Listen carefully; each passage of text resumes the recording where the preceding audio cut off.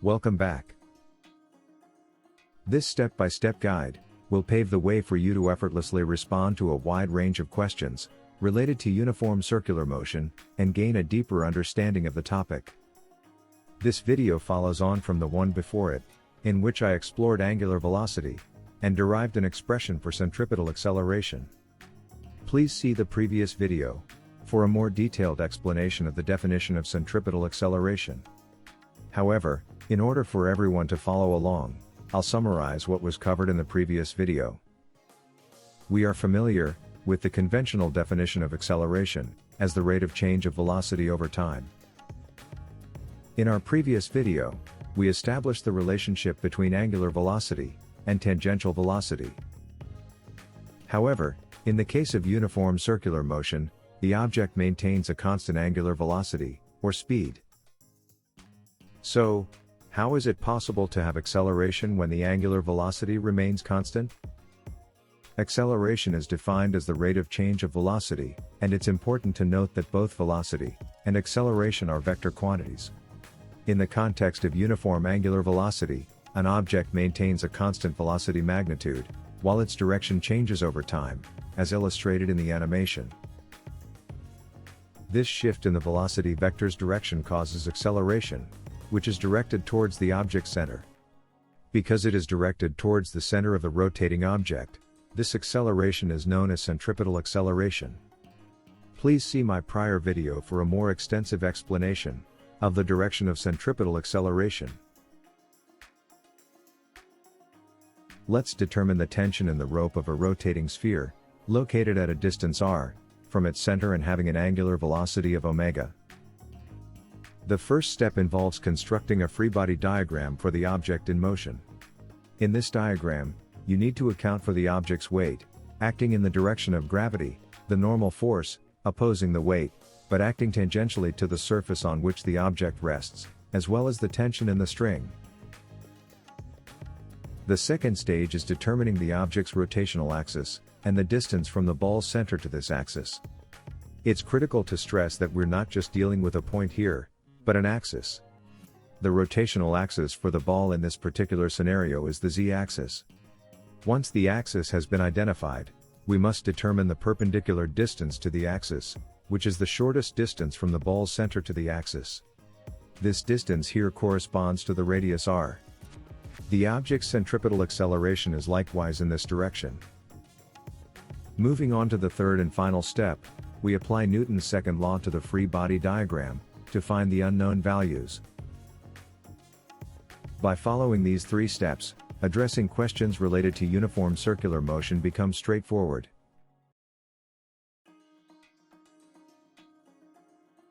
We will apply Newton's second law in the direction of acceleration to calculate the tension in the rope. The object's weight and the normal force act at a 90-degree angle in this direction.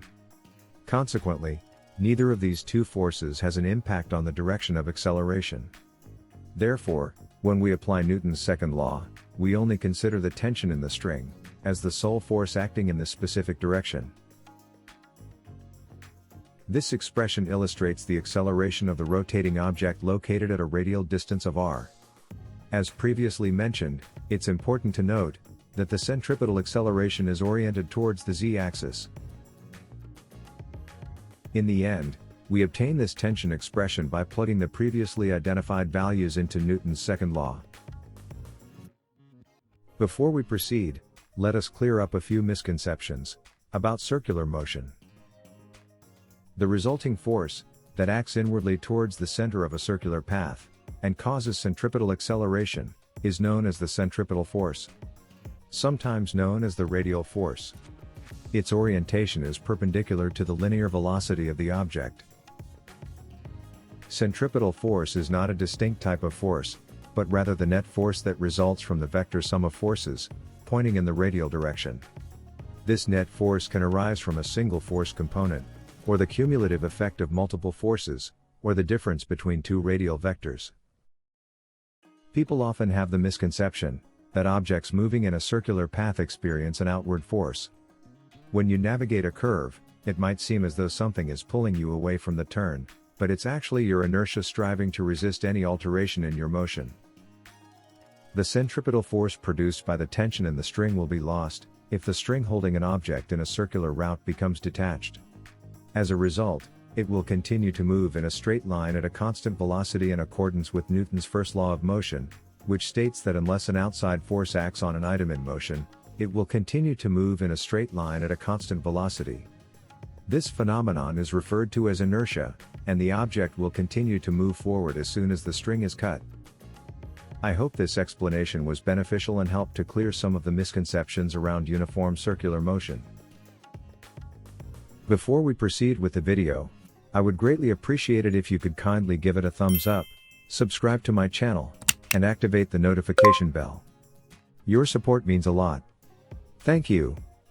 Now, let's get back to the video. Let's take a look at this example. In this scenario, we have a pendulum with a mass m, attached to a string of length L, and it's rotating at a tangential speed of v. Our goal is to determine both the tension in the string and the angle it forms with the horizontal axis. The first step involves creating a free body diagram of the object in motion. In this case, we have the weight of the sphere acting in the direction of gravity, and the tension in the string runs along the string itself. These are the only two forces applied to the sphere. Next, we must determine the axis around which the pendulum rotates. Similar to the previous example, the pendulum rotates around the z-axis. It's important to clarify that we do not consider the point where the string is attached to the z-axis as the point of rotation. As discussed in the previous example, it must be an axis and not a point. Now, our task is to calculate the shortest distance from the center of the rotating sphere to the axis around which it rotates. This is the direction in which the centripetal acceleration of the sphere acts as well. We can express this distance in terms of theta, along with the length of the string. The next step is to apply Newton's second law in the direction of centripetal acceleration, and in the direction opposite the weight. These two routes are at an angle that complements one another. I have provided a link to a page that guides you through the process of solving these two equations, and obtaining the expressions for tension and angle theta. Feel free to check the document, if you would like to see the step-by-step explanation of how I arrived at these expressions. After solving these two equations, we can derive the two expressions for the tension in the string, and the angle it makes with the horizontal axis. This problem could have been simplified further, if we had known either the radius of rotation, or the vertical height of the ball. In both cases, you would need to derive the first and second expressions by applying Newton's second law, and then proceed to solve these two equations to find the tension, and the angle it makes with the vertical axis. Nonetheless, I hope this explanation was beneficial and useful. In this example, we're looking at a car maneuvering through a curving segment of a banked road, at an angle theta. This bend has a radius r, and the coefficient of static friction between the road's surface and the car's tires is mu. The centripetal acceleration is in the direction of the radius and it is shown here as a. Our objective is to determine the minimum and maximum velocities required to keep the vehicle firmly on the road without slipping to either side. This diagram shows a side view of a vehicle moving on a banked road. First, we'll create a free body diagram for the vehicle. Then, we'll determine the direction of the frictional force based on the vehicle's maximum and minimum speeds. According to Newton's first law, a vehicle with significant inertia will tend to travel in a straight line, potentially causing it to slide upward on the curved banked road. However, the downward frictional force opposes this tendency, ensuring the vehicle remains on its curved path. The maximum frictional force capable of preventing the vehicle from slipping limits the speed of the vehicle for navigating the curve. This is the fastest speed the vehicle can go without sliding up.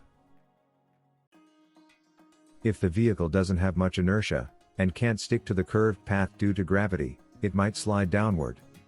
But the friction pushing upward along the slope will stop it from slipping down. This is the slowest speed at which the vehicle can handle the curve without sliding down. The second step is all about identifying the axis around which the vehicle rotates. As you can see in the previous animation, the vehicle rotates about the z-axis. The radial distance is r, and it runs tangentially to the z-axis. Importantly, the direction of centripetal acceleration aligns with the direction of r. The third and final stage entails applying Newton's second law to the direction of acceleration, and the complementary direction. In this case, we must consider two scenarios: one where the vehicle tends to slide upward, due to high inertia, and another where it tends to slide downward, due to low inertia. Let's begin by determining the maximum speed the vehicle can achieve, without sliding upward due to its high inertia. To make the application of Newton's second law more manageable, we can break down the normal vector and frictional force into components in the direction of centripetal acceleration, and in a complementary direction, as demonstrated here. We arrive at these two equations by using Newton's second law in both the centripetal acceleration direction and the tangential direction to centripetal acceleration. Using these two expressions, we can derive another expression for the coefficient of static friction, which is the ratio of applied force to normal force with no motion. This expression is given on the screen. I have included a link in the description box below to a document that offers a more detailed explanation of these steps. If you'd like to see a step-by-step derivation of these expressions, please click on the link. To keep the vehicle on the curved path without sliding up, the coefficient of static friction must be greater than or equal to the ratio of the frictional force to the normal force, as shown here. Based on this scenario, we can derive an expression for the coefficient of static friction that must be satisfied to keep the vehicle on its course. We rearrange the equation to isolate velocity, and derive an expression for the maximum velocity. This is the maximum velocity that the vehicle can maintain while navigating the bend, without leaving the road. If the vehicle's inertia is insufficient to negotiate the bend, it will tend to slide down due to the weight of the vehicle. However, the upward frictional force will counteract this tendency and keep the vehicle on its path.